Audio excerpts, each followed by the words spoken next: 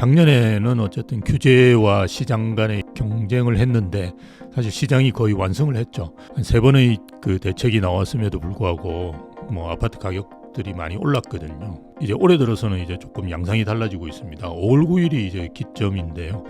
양도세 중과가 이제 그 연장이 안 되면 이제 시행되는 건데 정부에서는 일단 양도세 연장은 안 하는 걸로 해서 양도세 중과로 이제 들어갑니다. 그러다 보니까 이제 시장과 이제 정부의 규제 사이에 갈등이 있는데요.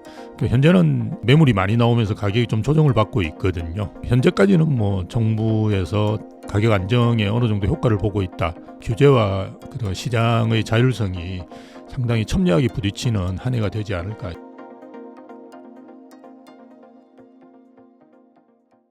안녕하세요. 오늘 인터뷰 진행을 맡은 김예은입니다. 네, 이재명 대통령이 연일 트위터에 집값 정상화에 대한 의지를 강력하게 표현하면서 많은 분들이 이젠 집값 잡힐 수 있지 않을까 생각하시는 것 같은데요. 그래서 오늘은 관련 이야기 심영석 교수님과 함께 나눠보도록 하겠습니다. 교수님 안녕하세요. 예, 안녕하십니까. 네, 간단하게 소개 좀 해주세요. 예, 저는 미국 인터내셔널 어메리칸 대학에 근무하고 있고요. 현재 우리나라에서 제일 큰 중개 플랫폼이죠. 에스테이트 클라우드인데 브랜드명은 우대빵입니다. 우대빵을 설립해서 현재 운영하고 있고요.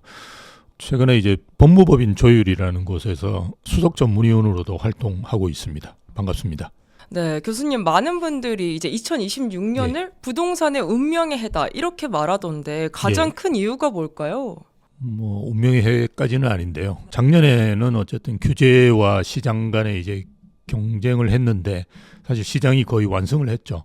한 3번의 그 대책이 나왔음에도 불구하고 아파트 가격들이 많이 올랐거든요. 그러다 보니까 시장의 승리라고 볼 수 있겠죠. 근데 이제 올해 들어서는 이제 조금 양상이 달라지고 있습니다. 5월 9일이 이제 기점인데요. 양도세 중과가 이제 그 연장이 안 되면 이제 시행되는 건데 정부에서는 일단 양도세 연장은 안 하는 걸로 해서 양도세 중과로 이제 들어갑니다. 다주택자 양도세 중과.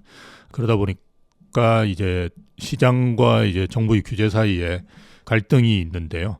현재는 어쨌든 매물이 많이 나오면서 가격이 좀 조정을 받고 있거든요. 그래서 현재까지는 정부에서 그 가격 안정에 어느 정도 효과를 보고 있다라고 볼 수 있죠. 그렇지만 5월 9일 끝나고 난 다음에 또 어떻게 될지는 모르니까요. 그래서 올해는 운명의 해라기보다는 규제와 시장의 자율성이 상당히 첨예하게 부딪히는 한 해가 되지 않을까 이제 그렇게 보는 거죠.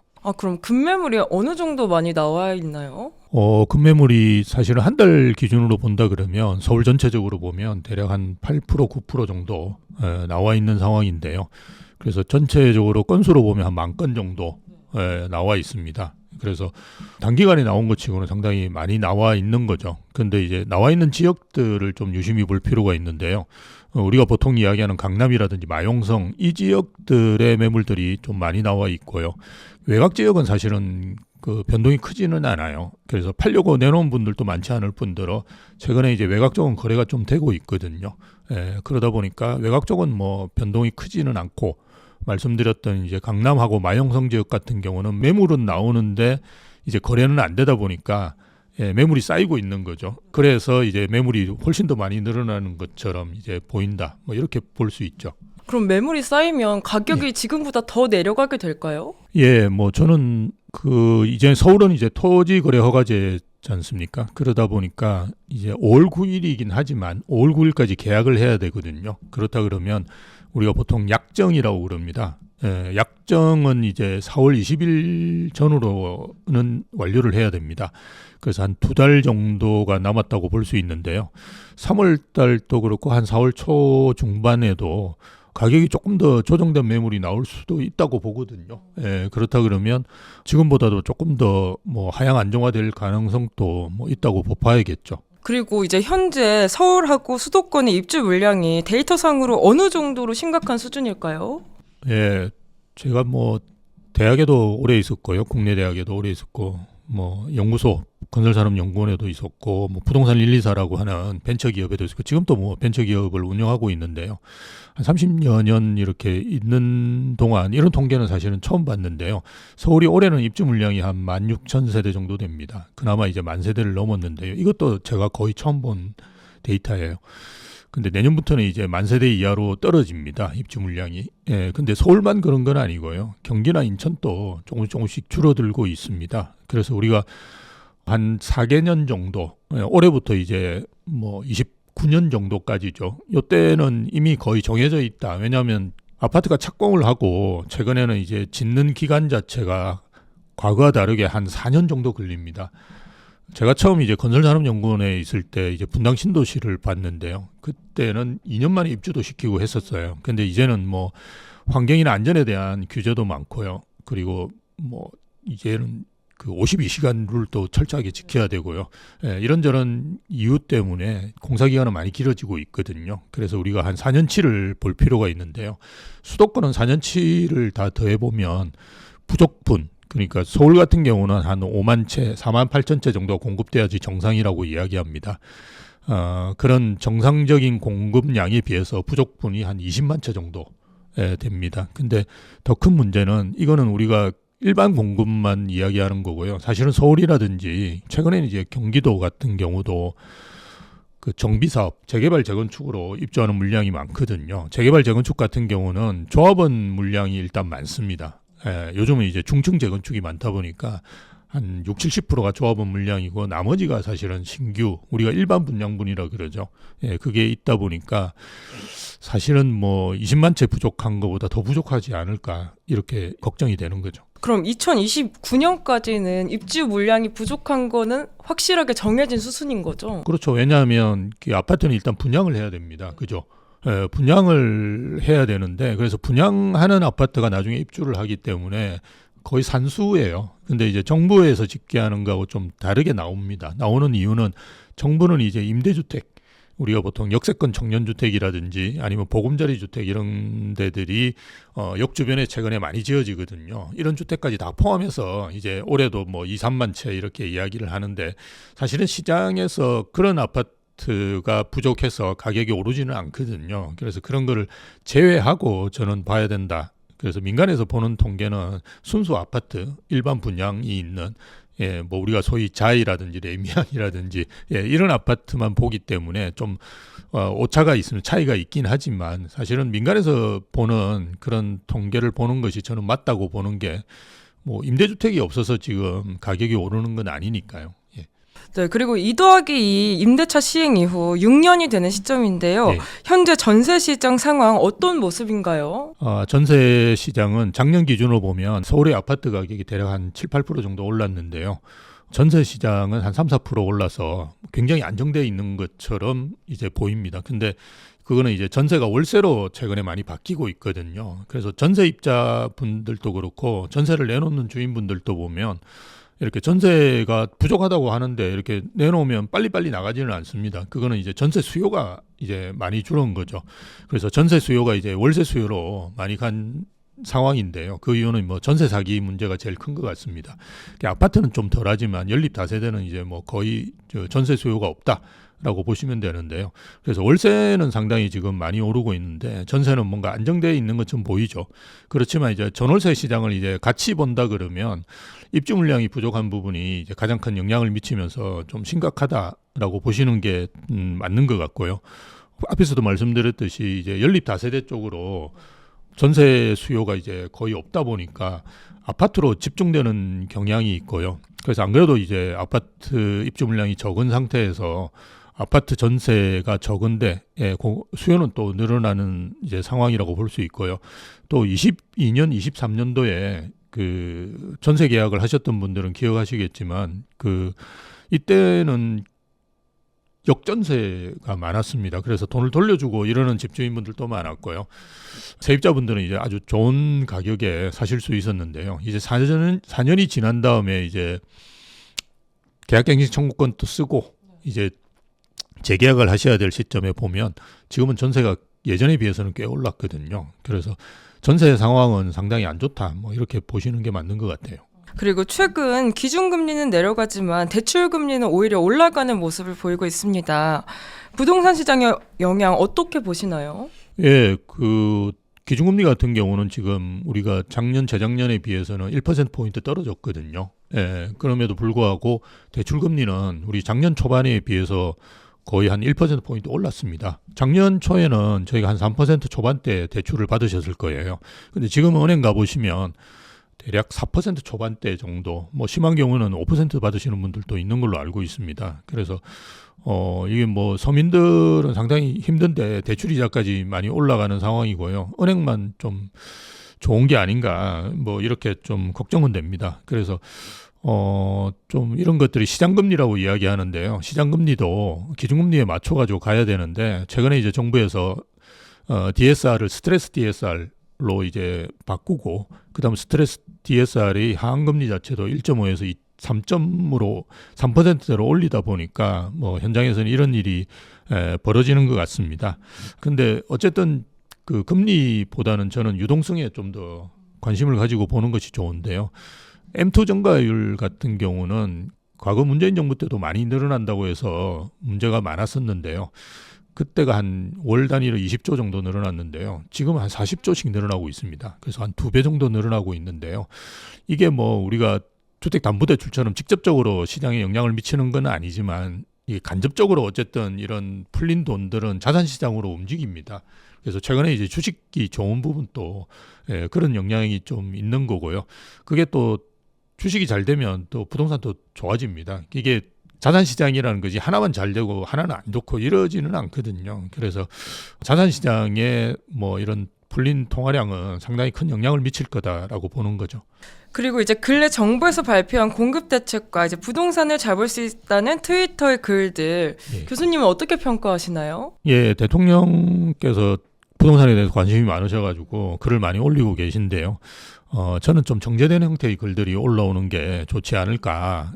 그런 글들도 사실 국가기록 유산으로 사실 남아야 되는 건데요. 조금 참모들의 의견도 듣고 좀 정제된 의견을 올리는 게 좋고요. 그리고 따지고 보면 이런 것들도 사실은 정부의 부동산 대책이라고 볼 수 있는데요. 이런 부동산 정부의 대책은 그냥 즉각적으로 나온다든지 임경병석으로 나오는 거는 별로 바람직하지 않은 것 같습니다. 그래서 좀 로드맵의 형태로, 그죠? 장기적인 뭔가 정책 과제를 가지고 움직이는 것이 저는 좋지 않을까, 그런 생각을 가지고요. 좀 안타까운 점은 어쨌든 그 정부에서 사실은 작년에 쏟아낼 수 있는 대책은 대부분 쏟아낸 걸로 제가 보입니다. 이제 남은 대책은 뒤에서 저희가 이야기할 수도 있는데요. 세금 대책 아니고는 이제 거의 남아 있는 게 없지 않습니까? 그래서 세금 대책을 제외하고 대부분을 썼는데도 불구하고 가격이 안 접히다 보니까 뭔가 조급함 같은 게 저는 좀 오히려 읽히는 것이 아닌가, 그런 생각도 듭니다. 최근 이재명 대통령이 그 X에 뭐 정부에 맞서지 마라. 예. 권력은 비정상을 정상으로 만들 수 있다. 이런 글들 많이 올리셨잖아요. 예. 보면서 살짝 무섭더라고요.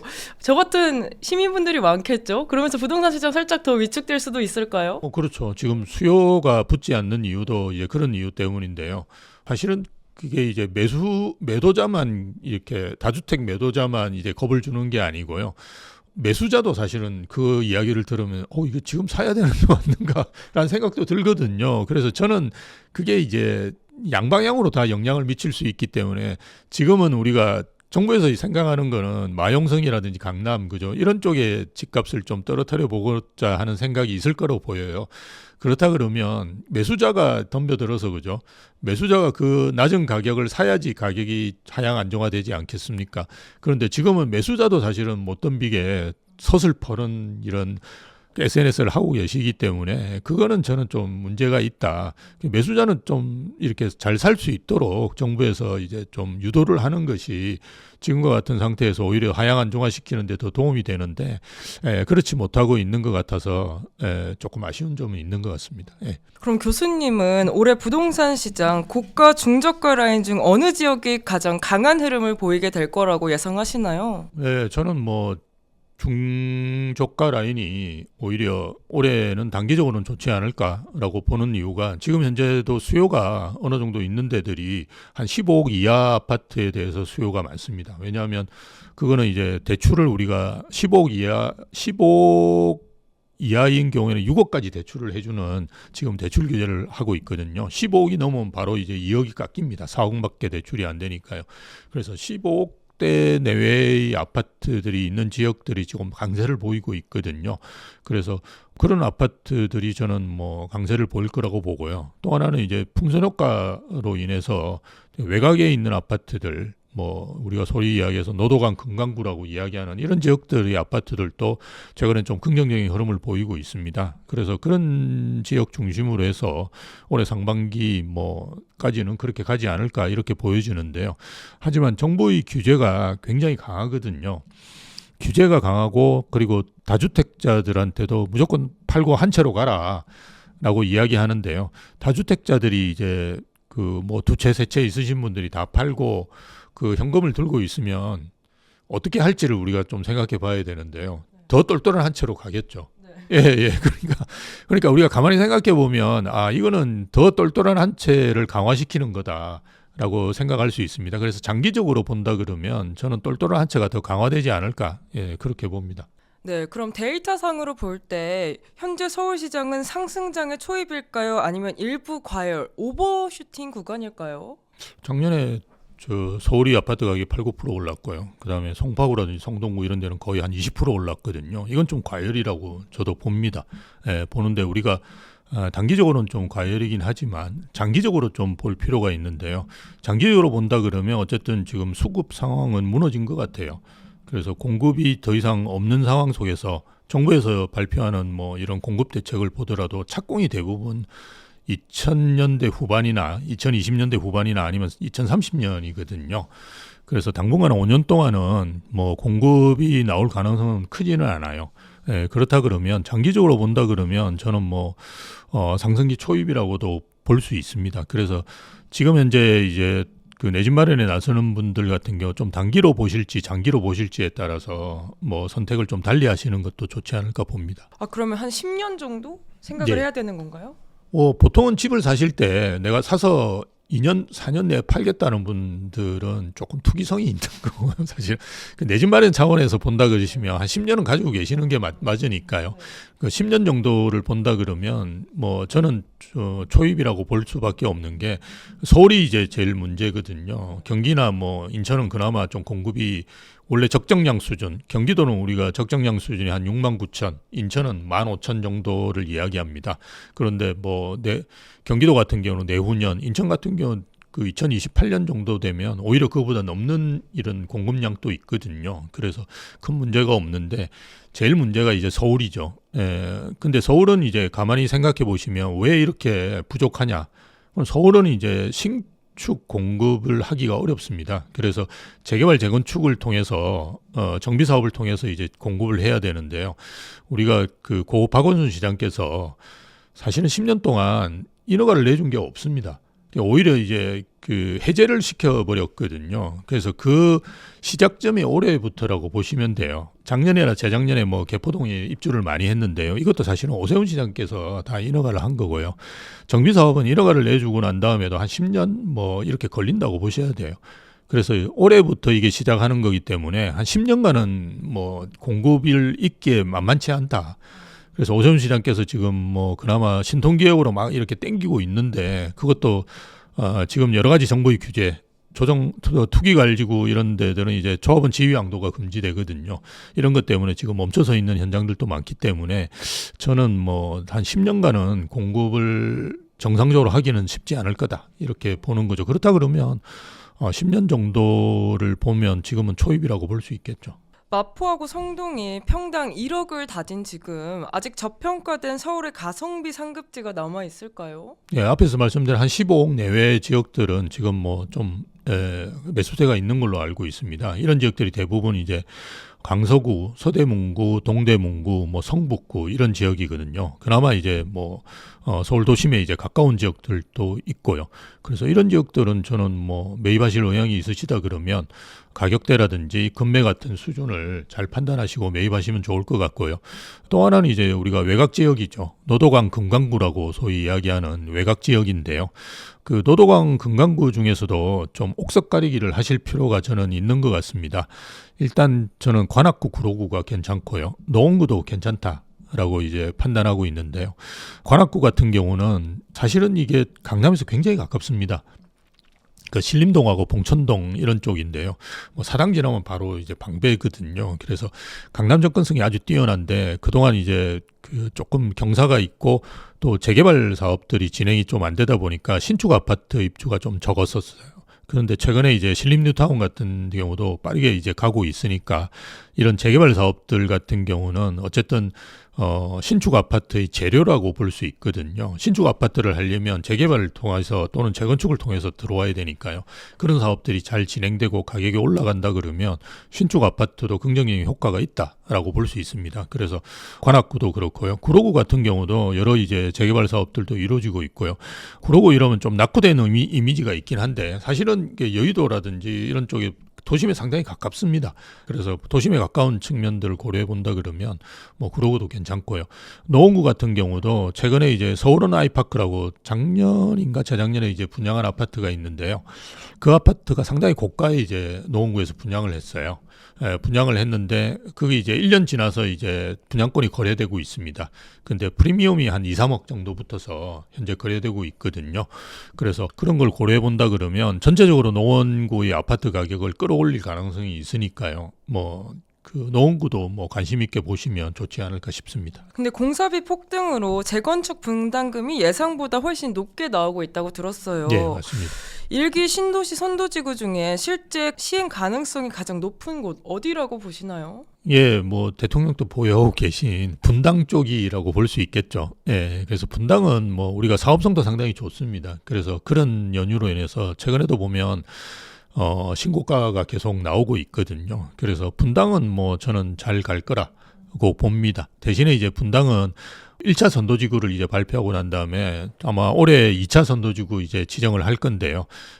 그게 이제 양이 좀 적습니다. 다른 데는 이제 그거보다 좀 많게 해서 이렇게 지정을 하는데 조금 이게 줄여서 지정을 하는 것 같아요. 뭐 그런 점들도 생각해 좀 보셔야 될 것 같고요. 다음은 이제 평촌이죠. 평촌도 작년에 꽤 올랐습니다. 분당은 뭐 거의 한 10% 후반대까지 작년에 가격 상승이 있었는데요. 평촌도 뭐 거의 한 10% 정도 올랐거든요. 그래서 평촌 지역도 뭐 지금까지도 뭐 우리가 경기 남부 쪽에서는 학군이 제일 좋다라고 이야기합니다. 그게 뭐 귀인중학교부터 시작해서 아주 좋은 학군들을 가지고 있거든요. 그래서 평촌 같은 경우도 저는 뭐 상당히 가능성이 높다라고 보고 있고요. 나머지 지역들은 좀 사업성이 좀 떨어지는 부분은 분명히 있는 것 같아요. 예, 그렇지만 아마 1차 선도지구 같은 경우는 잘 진행되지 않을까 뭐 이렇게 봐야겠죠. 그리고 이제 정부가 추가 대책으로 이렇게 아까 말씀하신 것처럼 보유세 카드가 나올 것으로 많은 분들이 예상을 하고 있잖아요. 그렇죠. 서울 서초 강남의 똘똘한 한 채 집중 2026년에도 유효할지 아니면은 전략이 조금 수정이 필요할지 어떻게 생각하시나요? 그러니까 단기적으로는 조금 주춤할 가능성도 있죠. 지금 정부가 타겟으로 하는 거는 똘똘한 한 채거든요. 그래서 뭐 그쪽에 그 똘똘한 한 채에 대해서 보유세를 올린다든지 아니면 우리가 장기 보유 특별 공제라든지 이런 것들을 줄인다. 뭐 그리고 실거주를 안 하는 분들에 대해서도 또 정부에서는 뭐 그 보유세를 더 높인다. 이런 이야기까지 있으니까요. 뭐 좀 타격을 받을 가능성이 있는데요. 뭐 그렇지만 지금 정부에서 하고 있는 규제 자체가 한 채로 남겨라라는 거거든요. 근데 다주택자분들 중에 이를테면 뭐 강남에 이제 자산이 꽤 있는 분들 이런 분들 같은 경우는 다 정리하고 나더라도 한 채를 강남에 살 가능성이 크지 그분들이 저 외곽에 이게 너무 위험해 이래서 서울 외곽으로 간다든지 아니면 경기도로 빠질 가능성은 거의 없다라고 볼 수 있거든요. 그래서 그렇다 그러면 오히려 이제 그 똘똘한 한 채가 강화될 가능성은 저는 크다라고 보고요. 또 하나는 최근에 이제 그 자산가들을 만나서 상담을 해보면 자산가분들이 예전에는 이제 아파트도 있었고 빌딩도 있었고 이랬거든요. 그래서 뭐 이렇게 부동산 더 포트폴리오를 잘 구성하고 계셨는데요. 현재는 보시면 빌딩 시장이 많이 안 좋습니다. 예, 상업용 시장이. 그래서 상업용 시장을 팔고 이제 아파트로 오시는 분들도 많고요.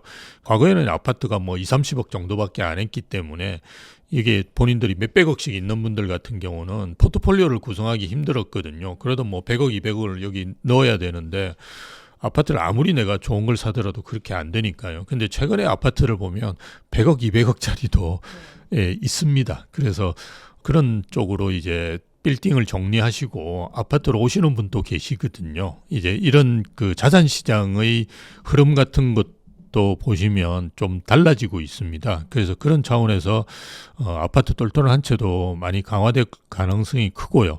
그리고 자산가 분들 중에 우리가 세 등급으로 일반적으로 나눕니다.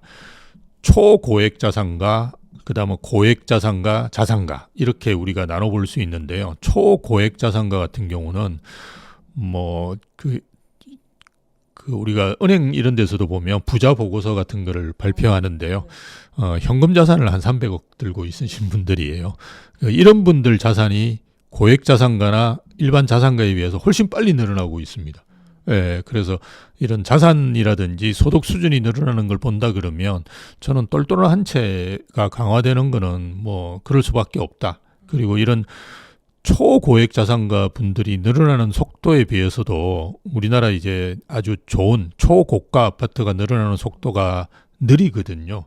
그래서 수요 공급 측면에서 보더라도 오히려 수요가 많다. 이렇게 보시는 게 맞습니다. 그럼 똘똘한 한 채가 더욱더 강화된다면 최상급지는 계속해서 오를 수밖에 없는 구조겠네요. 예, 맞습니다. 대통령께서도 평당 3억이라고 이야기를 해버리셔가지고 아마 평당 3억으로 가지 않을까 그렇게 봅니다. 지금 현재는 사실은 평당 2억 조금 넘는 수준이거든요. 우리가 아크로포레스트라는 아파트가 성동구에 있는데요. 여기가 제일 비쌉니다. 그래서 대형 평형들이 대부분 2억 2천, 2억 3천 정도 하는데요. 아마 이제 반포에 새로 입주하는 아파트가 올해 있고 내년에도 있는데요. 아마 그 아파트가 대략 평당 3억 정도 기록하지 않을까 이렇게 예상해 볼 수 있죠. 그리고 GTA 전국은 개통에 대한 기대감도 있는데 아직 투자로 진입하기에 괜찮은 지역이 좀 남아 있을까요? 올해 이제 그 삼성역은 정차는 하진 않고요. 예, 그냥 통과는 합니다. 그렇지만 저 파주 운정에서부터 동탄까지는 그냥 가실 수 있거든요. 그래서 엄청난 이제 교통혁명이 일어난다고 볼 수 있고요. 그래서 저는 그 아무래도 위쪽도 좋지만 그 경기 남부 쪽이 더 좋지 않을까라고 생각하고요. 그렇다 그러면 유심히 보셔야 될 지역이 저는 구성역이라고 봅니다. 예전에서도 몇 번 뭐 이야기를 드렸었는데요. 구성역 쪽을 좀 유심히 보셔야 되는 이유가 거기 이제 반도체 클러스터가 있고요. 최근에 이제 용인에서 플랫폼 시티라고 해서 우리 그 판교만큼의 그런 어마어마한 개발 사업들을 추진을 하고 있습니다. 예, 그게 이제 조금씩 가시화되고 있거든요. 그래서 그런 점들을 고려해 본다 그러면 뭐 구성역 주변 쪽을 보시는 게 좋은데요. 여기가 이제 이 편한 세상을 제외하고 나면 새 아파트가 별로 없어요. 한 20년 뭐 정도 가까이 되는 아파트지만 저는 뭐 괜찮다고 봅니다. 거기 이제 대표적인 이제 마을로 이렇게 불리는데요. 연옥마을이라든지 삼거마을 이런 쪽인데요. 이런 쪽에 있는 아파트들 좀 한번 어느 정도 거래가 되는지 지금 매물이 어느 정도 소화되고 있고 가격대가 어떤지 이런 것들을 한번 임장해 보시면 좋을 것 같습니다. 최근 아까 말하신 것처럼 노도강 지역 많이 좀 오르고 있다고 들었는데 네. 지금 투자로 들어가는 것도 좀 괜찮다고 보시나요? 우리가 이재명 정부 시대에는 투자하지 마시고요. 내 집 마련 그냥 하신다는 차원에서 이제 하시는 것이 좋습니다. 그리고 실제로 지금 주택 수요자분들은 뭐 다주택자라는데 투기자분들은 이제 거의 없고요. 그냥 무주택자나 1주택자 갈아타기만 뭐 최근에 이제 상담해 보면 많습니다. 그래서 그런 식으로 이제 생각하시는 게 좋고요. 저는 뭐 지금 단계에서 괜찮다. 왜냐하면 지금은 이제 매입하실 수 여건이 굉장히 좋거든요. 그래서 일단 무주택자분들은 규제가 없습니다. 그래서 그냥 매입하시는 것이 좋고요. 대신에 이제 무주택자분들은 대부분 전월세를 살고 계시거든요. 문제가 이제 지금 살고 계시는 전월세가 기한이 딱 안 맞을 거예요. 그래서 우리가 4월 20일까지 정도죠. 이때 이제 매입하시면 좋은데 내 전월세가 아직 뭐 1년이 남았다 이러면 그래도 집주인하고 좀 협의를 해보시면 최근에는 이제 집주인분들이 전월세 이렇게 살고 계시는 세입자분들이 빨리 나가는 걸 오히려 선호하거든요. 그러니까 4년 동안 이렇게 사시면 이렇게 내가 뭐 팔지도 못하고 이러시니까요. 그래서 나가신다 그러면 되게 좋아할 거예요. 네, 그래서 집주인분들하고 좀 협의하셔가지고 이번 기회에 뭐 내가 2달이나 석 달 후에 나가겠다. 또는 뭐 우리가 4월 20일 전에 이제 사시더라도 사실은 입주하는 건 날짜는 뭐 4개월이나 6개월 뭐 후에 들어가셔도 되고요. 또는 이제 매물 상황 자체에 따라서 뭐 그보다 더 늦게 최근에 이제 새끼 매물도 가능하니까요. 그리고 새끼 매물은 이제 무주택자만 사실 수 있거든요. 그래서 여유가 있으시니까 집주인분들하고 그런 내가 이사 나가는 날짜를 잘 조정하셔가지고 매입하시면 저는 좋을 것 같은데요. 문제가 이제 내 전월세가 나가고 난 다음에 내가 가려고 하는 집을 못 샀다. 이러면 이제 좀 문제가 되거든요. 그러면 지금 전월세보다 조금 높은 가격의 전월세를 그죠 선택하실 수밖에 없어요. 왜냐하면 지금 이제 나와 있는 매물이 여러분들 한 4년 전에 하셨던 매물보다는 전월세는 좀 높을 거예요. 근데 그 정도 이제 부담을 내가 하신다라고 생각하고 저는 움직이시면 좋을 것 같고요. 1주택자 분들도 저는 갈아타기 되게 좋은 시점이다. 왜냐하면 1주택자 분들이 대부분 주거선호 지역으로 움직이시잖아요. 근데 지금 현재 있는 아파트는 아마 서울 외곽이나 그죠 경기도에 있으실 거예요. 근데 지금 서울 외곽 같은 경우는 거래가 어느 정도 되거든요. 그래서 서울 외곽에 있는 아파트를 거래하는 건 지금 쉽고, 그리고 지금 내가 옮겨가려고 하는 더 좋은 주거선호 지역 같은 경우는 매물이 좀 쌓이고 있지 않습니까? 그러면 집주인하고 협의도 가능하거든요. 더 깎아달라. 그리고 뭐 이렇게 가능하기 때문에 저는 1주택자 분들도 좋은 시기다. 물론 이제 1주택자 분들이 다주택자의 새낀 매물은 사실 수는 없어요. 예, 지금 우리 토호제 때 다주택자 새낀 매물은 1주택자는 못 사십니다. 그렇지만 지금 다주택자가 아닌 이제 집주인분들도 매물을 팔아야 되는 경우가 있거든요. 근데 다주택자 매물이 지금 막 저가로 나와 있는 상태에서 1주택자가 파시는 분이 새끼지도 않았고 내가 살고 있는 매물이라고 하더라도 다주택자 매물보다 높게 낼 수는 없는 거거든요. 그럼 안 팔리지 않습니까? 그래서 그보다 낮춰야 거나 같은 상태로 내야 되기 때문에 오히려 저는 좋은 기회라고 봅니다. 그래서 지금 다주택자 새끼 매물은 살 수도 없는데 이렇게 생각하지 마시고 그냥 내가 지금 옮겨가려고 한다 그러면 좋은 매물들이 꽤 나와 있을 거예요. 다녀보시면. 그래서 그런 매물들 잘 선택하셔서 옮기시면 될 것 같고요. 다주택자분들 같은 경우는 세입자 때문에 못 팔고 세입자에 시달려 오신 분들이 되게 많아요.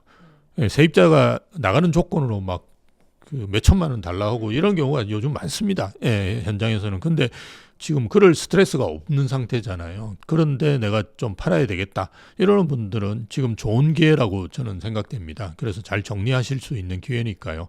한번 적극적으로 움직여 보시는 것도 좋을 것 같습니다. 네, 최근 집값이 이제 현실적으로 잡을 수 없는 수준까지 오르면서 공무원이나 직장인들 사이에선 부동산 포기론이 확산이 되고 있다고 들었어요.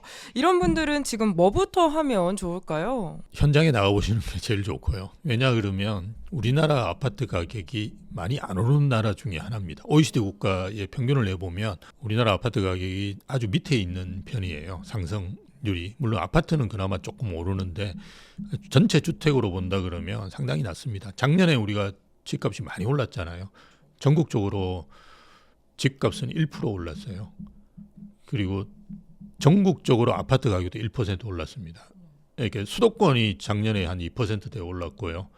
수도권이 아파트 가격이 한 3% 정도 올랐습니다. 그러니까 이게 전 세계적으로 우리가 OECD 국가에서 따져보면 굉장히 적게 오르는 거예요. 근데 우리는 이제 서울의 핵심지에 있는 아파트만 보니까 너무 많이 오른 것처럼 보이거든요. 근데 아마 지금 현재 말씀하셨듯이 그런 강남에 있는 아파트를 사실 건 아니지 않습니까? 그죠? 그렇다 그러면 여러분들이 살려고 하는 집 주변에 그 지역 주변에 있는 아파트들을 보시면 그렇게까지 높지는 않을 겁니다. 우리나라 주택 중에 5억 이하 주택이 거의 80-90% 정도 됩니다.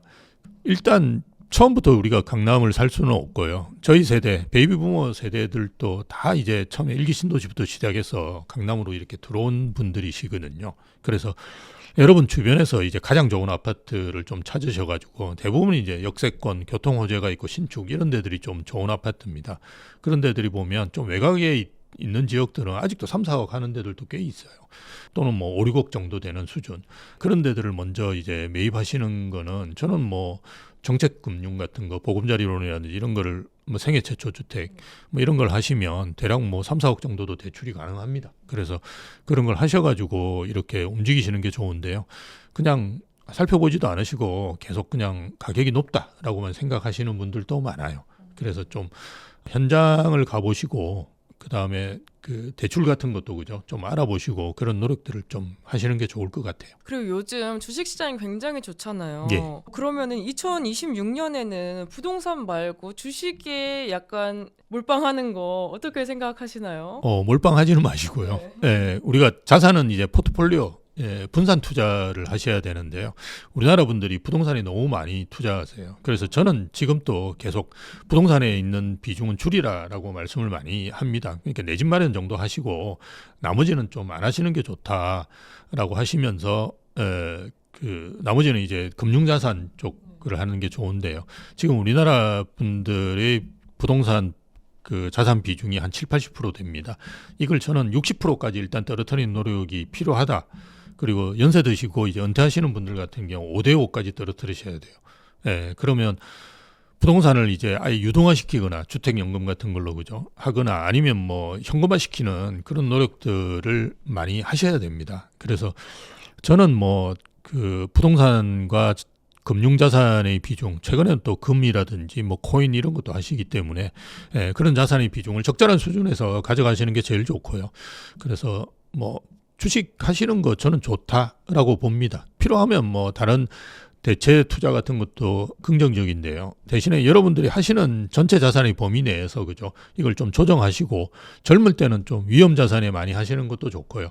나이 드시러 가실수록은 이제 위험 자산에서 좀 안정적인 자산 쪽으로 그죠? 가시는 것도 저는 나쁘지 않다 이렇게 봅니다. 근데 또 한편으로는 주식으로 번 돈이 약간 부동산 시장으로 흘러 들어올 수 있다 이런 분석도 있는데 주식 시장의 이런 자금들이 부동산 시장을 폭발적으로 상승시킬 수 있는 트리거가 또 될 수 있을까요? 네, 뭐 작년 기준으로 본다 그러면 작년에 한 3조 8천억 정도가 부동산 시장으로 유입됐다고 합니다. 그러니까 적지 않은 금액이거든요. 지금까지 유입된 금액들을 보면 대략 한 2조 원대 정도 수준이었는데요. 거의 뭐 2배는 아니지만 2배 가까운 수준으로 많이 들어왔죠. 그건 이제 주식시장이 좋으니까 주식시장이 좋지만 이걸 그 아마 3천 정도 때부터 지금 6천 대까지 가지고 계신 분은 거의 없을 거예요. 제가 볼 때 주식 하시는 분들 대부분 중간에 한 번씩 그죠 이렇게 수익 실현을 하시거든요. 그러고 난 다음에 뭐 필요하면 내 집 사는데 그죠 보탠다든지 이렇게 하신 것 같은데요. 그래서 자금 조달 계획서를 지금은 제출해야 되니까요. 그게 보면 주식을 팔아서 내가 왔다 이러는 분들이 최근에 꽤 늘고 있는 걸로 알고 있습니다. 그래서 뭐 그런 가능성은 있는데요. 그렇지만 이거는 뭐 집 한 채 사는 거니까요. 저는 뭐 그럴 주식에서 돈을 버셔가지고 내 집 마련하시는데 보태시는 거는 굉장히 좋다. 그런데 주식을 또 파셔가지고 번 돈으로 부동산 투기를 하시는 거는 저는 좀 아니라고 봐요. 이건 왜냐하면 이게 주식은 조금 약간 그 위험 자산이라고 보시는 게 맞거든요. 그럼 위험 자산을 이렇게 안전 자산으로 옮기시는 비율을 좀 높이시는 거는 괜찮은데 주식을 해서 번 돈으로 막 그 부동산 투기 같은 거 하시는 이거 또 위험 자산을 하시는 거니까요. 그런 건 안 하시는 게 좋고요. 내 집 마련하시는데 1주택자 뭐 갈아타기나 아니면 무주택자가 내 집 마련하시는 거 이런 거는 저는 긍정적이라고 봅니다. 옛날에는 강남집 갖고 있으면은 뭐 몇십억씩 오른다 이런 말이 있었잖아요. 이제는 그런 시대는 끝이 난 건가요? 아닙니다. 뭐 계속 좋을 가능성이 있다라고 보는데요. 우리가 주식이 많이 오를지 부동산이 많이 오를지 이거는 사실 신의 영역이지 않습니까? 그죠? 그리고 여러분 아마 주식 하시는 것도 최근에는 이제 반도체 쪽으로 많이 하시긴 한데요. 장기적으로 반도체가 계속 좋을지는 저는 의문입니다. 왜냐하면 이게 반도체라는 건 사이클이 있거든요. 우리가 조선 반도체 이런 산업들은 사이클을 가집니다. 그래서 지금 이제 아주 골든 사이클에 들어와 있는 시점이잖아요. 그래서 계속 그 주식에서도 포트폴리오를 가져가듯이 마찬가지로 이제 우리가 자산 배분을 하셔야 되는데요. 그 우리나라 집값들이 뭐 폭락한다든지 안 오른다 이런 거는 사실은 이해하기 힘들고요. 우리가 물가 상승률이나 소득 수준 증가율 쪽으로 이렇게 오르겠죠. 근데 강남이 많이 오르게 보이는 거는 사실은 그 10억짜리 아파트가 10% 오르는 거하고 50억짜리 아파트가 10% 오르는 건 다르지 않습니까? 그래서 이제 우리가 많이 오르게 보이는 거지. 수익률은 뭐 장기적으로 보면 비슷하다라고 보시는 게 맞겠죠. 네, 그리고 인구 감소가 본격화되는 모습인데 이런 인구 구조의 변화가 또 부동산 시장 지형에는 어떤 변화를 가져오게 될까요? 지금 현재 인구는 많이 주는데요. 세대는 늘고 있습니다. 그래서 세대가 느는 거를 좀 보실 필요가 있고요. 우리나라 1인 가구가 급격하게 늘어나면서 세대는 늘어납니다. 그래서 아마 세대 느는 건 40년 이후로도 수도권은 세대가 늘어나는 걸로 알고 있어요. 대신에 이제 세대는 늘어나지만 세대원 수는 줄죠. 지금은 이제 한 집에 3명 살고 있는 데들도 많지는 않습니다.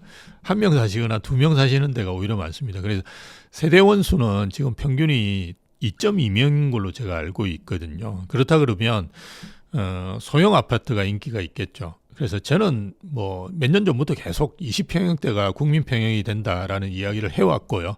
제 유튜브 보시면 아십니다. 그때 다른 유튜버 분들은 30평형이 좋다라고 말씀을 많이 하셨어요. 근데 이제는 20평형대 좋다고 이야기 대부분 하십니다. 그래서 20평형대가 가장 뭐 저는 좋은 평형. 왜냐하면 과거와 다르게 방 3개, 화장실 2개를 지금 만들어내고 있고요.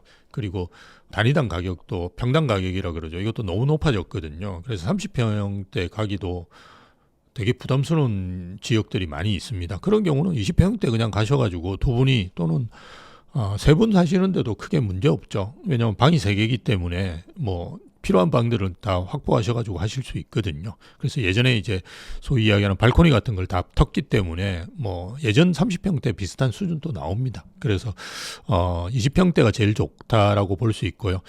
또 하나는 아주 초소형 평형들이 있어요.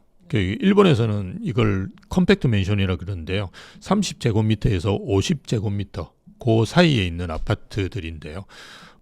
우리가 보통 20평대는 5구제곱미터니까요. 그거보다 작은 거죠. 그렇지만 대단지에 준신축, 뭐 신축 이런 데 있는 이런 초소형 아파트, 방 2개, 뭐 화장실 하나, 방 하나, 화장실 하나, 뭐 이런 아파트들은 저는 괜찮다라고 봅니다.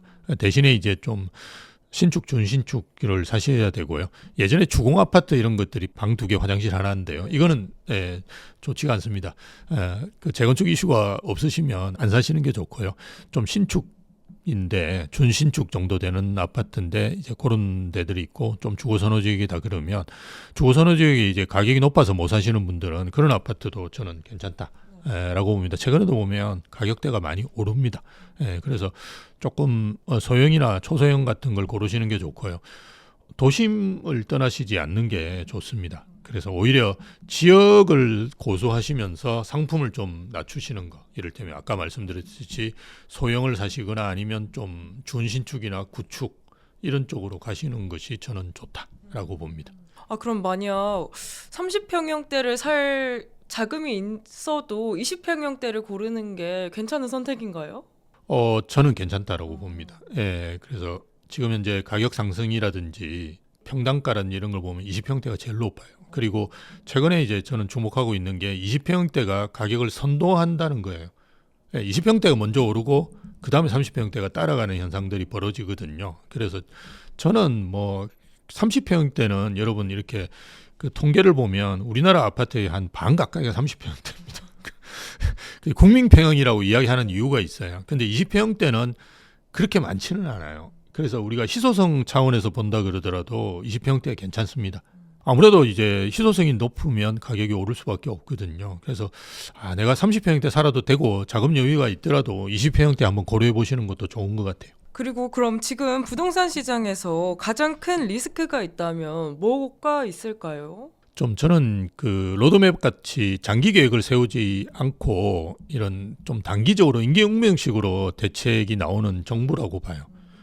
그래서 지금도 사실은 가격이 뭐 좀 정상적으로 이렇게 움직이는 시장은 아니거든요. 뭐 갑자기 뭐 그 대통령의 이제 글에 의해 가지고 막 가격이 왔다 갔다 하는 이런 시장은 사실은 저는 바람직한 시장이라고 보지 않습니다. 그래서 정부가 좀 안정적으로 시장을 운영하기 위해서는 좀 시장 친화적이고 좀 장기 계획 플랜을 가지고 이렇게 가야 되는 것이 아닌가 그렇게 봅니다. 다주택자가 가격을 올렸다.